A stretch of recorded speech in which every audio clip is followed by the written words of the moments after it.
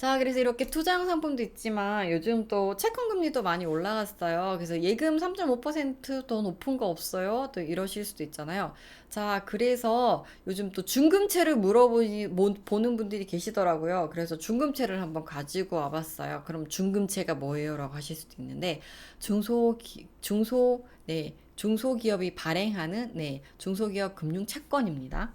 자, 그래서 이게 아무래도 이게 요즘에는 기업은행으로 많이 알려져 있지만 중소기업은행이잖아요, 원래 명칭은. 그래서 중소기업에 관한 상품, 그리고 좀 금융 거래를 메인으로 하는 은행이다 보니까 아무리 대출을 해주건 하려면은 돈을 좀 많이 받아야 되잖아요. 돈이 많이 있어야 돈을 빌려줄 수 있으니까. 그래서 그런 용도로 채권을 발행을 해요. 중소기업 금융 채권을. 그래서 이렇게 기업 투자도 하고 또 대출금도 많이 마련을 하기 위해서 이렇게 발행을 하는데, 아무래도 기업은행은 좀 국책은행이다 보니까 이게 대주주가 정부잖아요. 그래서 보증을 해줘요. 특히 여러분들이 뭘 보시면 되냐면, 저기 보시면 중소기업 금융채권은 그 원리금 상환에 대하여 정부가 보증할 수 있다. 제36조 5에 있죠. 자, 그래서 정부가 보증을 하기 때문에 채권이지만 좀 굉장히 안정적이다. 정부가 보증을 한다. 이 말인즉슨 나라가 망하면 받을 수가 없고 나라가 멀쩡하면은 정부가 보증을 해준다. 라는 점을 여러분들이 아시면 되겠죠. 자, 그래서 이거를 하시는데 왜 저한테 이제 물어보시냐면, 자, 이게 예금자 보호가 안 돼요. 채권이기 때문에 예금 상품이 아니잖아요. 그래서 예금자 보호가 안 됩니다. 그래서 이거 해도 돼요? 안정적인가요? 라는 걸 굉장히 궁금해 하시던데, 예금자 보호는 안 되지만, 네, 이런 법적으로 정부가 보증을 하기 때문에 매우 안정적이다라고 할 수는 있겠죠. 자, 그래서 이 상품 같은 경우에는, 이 채권 같은 경우에는 여러분들이 적금식으로 넣을 수도 있고요. 그리고 이렇게 예금처럼 뭐 3년에 4%예요. 그래서 이렇게 넣으실 수도 있고, 그리고 여러분들이 날짜를 지정해가지고 이렇게 만기를 지정하는 이런 예금 상품도 하실 수가 있어요. 그래서 이 채권 이제 수익이 한 4%에서 뭐 3.34%이 정도 되더라고요. 그래서 예금보다는 높고 조금 안정적이지만 살짝 투자를 하고 싶다 하시는 분들은 채권을 살펴보시면 될 것 같고, 제가 한 1년 전, 6개월 전, 1년 전쯤인가? 이때 이제 갑자기 또 중금채가 생각이 난 거예요. 그래가지고 중금채 금리 요즘 어떻게 됐나 살펴볼까 하고 딱 살펴봤는데, 그때는 아무래도 금리가 낮다 보니까 중금채 금리가 진짜 1% 예금보다도 못한 예금 수준? 예금보다도 못한 금리더라고요. 그래서 중금채는 소개할 수 없겠다라고 했는데, 요즘 금리가 올라가다 보니까 중금제 금리도 많이 올라서 여러분들이 이렇게 중금제 상품도 뭐 관심 있으신 분들 한번 찾아보시라 이렇게 말씀을 드리겠습니다. 자, 그리고 중금채와 더불어 상금채도 굉장히 인기가 있어요. 산업금융채인데, 이거 같은 경우에는 이제 산업은행에서 발행하는 채권이고요. 상금채 같은 경우에도 3.45%? 자, 이렇게 여러분들이 가입을 하실 수가 있어요. 가입 금액은 100만 원 이상이고, 네, 1년, 2년, 3년 이렇게 설정을 하실 수가 있습니다. 자, 그리고 여러분들이 채권을 가입하실 때 유의하셔야 될 점은, 체크하셔야 될 점이 있어요. 이게 예금처럼 딱 고시가 되고 은행에서 고시를 하는 게 아니라 채권 금리다 보니까 이게 국채 수익률과 연동될 확률이 높아요. 그래서 여러분들이 이 이율이 매일매일 바뀐다는 점을 알고 계셔야 되는데, 요즘 채권 금리가 굉장히 널뛰거든요. 막 여기 보시면 3년물, 5년물 있잖아요. 마이너스 1.97%, 마이너스 2%막 이렇거든요.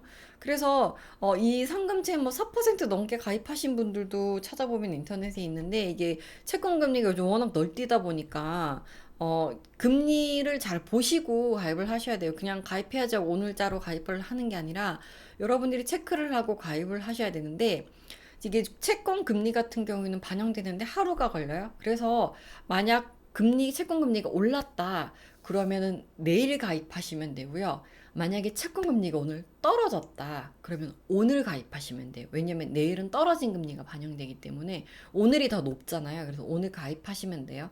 그래서 여러분들이 채권을 가입을 하실 때는 채권 금리를 살펴보고, 오른다 그러면 내일 가입, 만약에 떨어진다 그러면 오늘 바로 가입을 하시면 돼요. 그래서 인터넷으로도 가입을 하실 수가 있기 때문에 여러분들이 이걸 잘 참고를 하셔서 좀 가입을 하시면 조금 더 높은 금리의 채권으로 가입을 하실 수가 있고, 어, 이런 채권 같은 경우에는 기준금리가 계속 올라가고 있는 상황, 채권 금리가 올라가고 있는 상황에서 굉장히 메리트가 있는 상품이기 때문에 지금은 메리트가 있는 상품이고 또 나중에 또 상황이 바뀌면 또 어떻게 될지는 몰라요.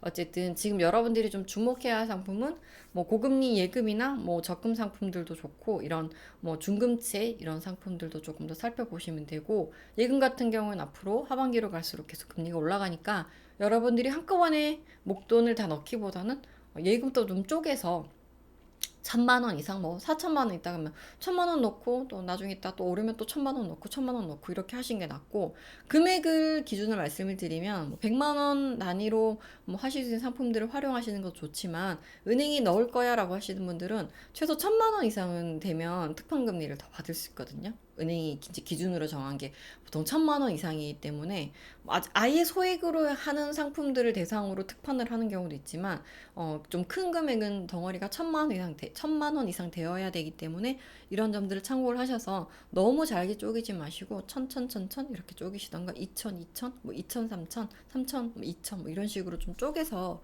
넣으시면 좀 고금리 상품을 조금 더 많이 넣으실 수 있지 않을까. 그리고 넣으시는 시점에 금리가 많이 올라갔다, 돈을 당분간 쓸 일이 없다 하시면 뭐 2년짜리로 묶으시는 것도 괜찮죠. 그리고 또 비과세 활용하실 수 있으면 비과세도 잘 활용을 하시고 이금융권은 특히나 비과세라고 불리지만 저율과세 상품이거든요. 그래서 그런 것들도 가입을 하시면 조금 더 세금을 좀 덜 내고 이자를 한 푼이라도 더 받을 수 있는 그런 전략이 되지 않을까 싶어요. 자, 요즘 돈관리법, 갚는 법, 자산관리법, 요즘 트렌드는 어떤 게 나을까? 요즘에는 대출 갚는 법이죠. 왜냐하면 대출 금리가 빠르게 올라가니까 나가는 비용을 줄이는 게 1번이니까, 지금 부자들은 특히나 이런 PB나 이런 분들은 예전에는 투자 상품을 많이 권했다면 지금은 대출 금리가 올라가는 속도가 더 빠르기 때문에 자산관리 1번은 있는 대출을 많이 상환을 하시라. 그리고 실제로 이런 뭐 빌딩이나 이런 거 가지고 계신 분들도 대출 금리가 올라가니까 임대 수익을 받아도 별로 남는 게 없어서 오히려 상가를 처분하고 좀 안정적으로 노후를 준비하기 위해서 뭐 어떤 상품을 넣으면 수익도 가져가고 월 안정적으로 내가 이제 돈을 받을 수 있을까 이런 걸 고민하신 분들도 많더라고요. 그래서 대출 금리가 올라갈 때는 대출을 잘 관리하는 게 1번. 비용을 줄여야 되죠. 나가는 금액이 많으니까 이자 금액이. 그래서 대출을 잘 관리하는 게 1번이고 그리고 2번은 좀 안정적으로 내 돈을 맡겨둘 곳, 안정적으로 수익을 올릴 수 있는 곳을 찾는 게 2번이겠죠. 자, 그리고 아무래도 물가가 오르다 보니까 돈을 더 벌 수 있으면 더 벌면 좋지만 그게 지금 당장 어렵거나 안 된다면 지금 나가고 있는 돈을 좀 잘 관리를 해서 최대한 불필요한 지출은 줄이고 필요한 거 써야죠. 근데 불필요한 지출은 줄이면서 자, 경기가 나빠진다라고 가정하면 중금채도 불어날 수 있지 않을까요? 근데 뭐 채권이라고 해도 전 약간 좀 불안한 부분도 있긴 해요, 사실. 좀 불안한 부분이 뭐냐면은, 이 중급제 관련해서 불안하다라는 게 아니라, 이제 아무래도 중소기업들이 지금 굉장히 대출을 많이 냈고요. 그리고 이런 거 관련해가지고 상환이나 이런 부분들이 좀 어떻게 될지 그 부분 좀 주목해서 봐야 될 것 같고 은행들도 앞으로 지금 대출이 굉장히 많이 있기 때문에 그리고 지금 그런 부분들을 관리하는 부분에 굉장히 초점을 맞추거든요.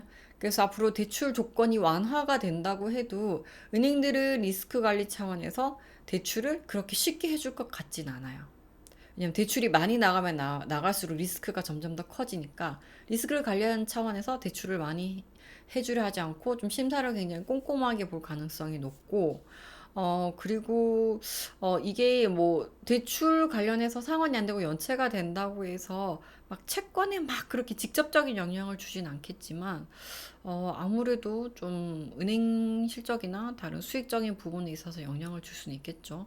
그래서 채권이 직접적으로 회사채가 아니잖아요. 내가 이 회사에 투자를 해서 수익을 낸다. 뭐 예를 들면은 뭐 두산중공업이나 뭐 예를 들면 현대건설 이런 CP 회사에 직접적으로 투자를 하는 채권이 아니라 중소기업 은행에서 자금을 네, 받기 위해서 발행하는 채권이기 때문에 직접적으로 회사들이 좀 부실이 난다고 해가지고 채권에 영향을 직접적으로 주진 않겠지만 아무래도 영향권 안에는 들어올 수 있겠죠. 그래서 채권의 문제보다는 좀 안에 내부적인 그런 리스크 관리가 좀 필요하지 않을까라는 생각이 들어요. 제가 아까 말씀드렸잖아요. 이 채권 같은 경우에는 그 원리금 상환에 대해서 정부가 보증을 한다고요, 여러분. 우체국도 정부가 보증을 하잖아요. 그래서 정부가 망하지 않는 이상 국가에서 어떻게 해서든 이거를 보증하기 때문에 여러분들이 이 중금채 관련해가지고는 그렇게 부담을 가지진 않으셔도 될 것 같아요. 그만큼 안정적이다.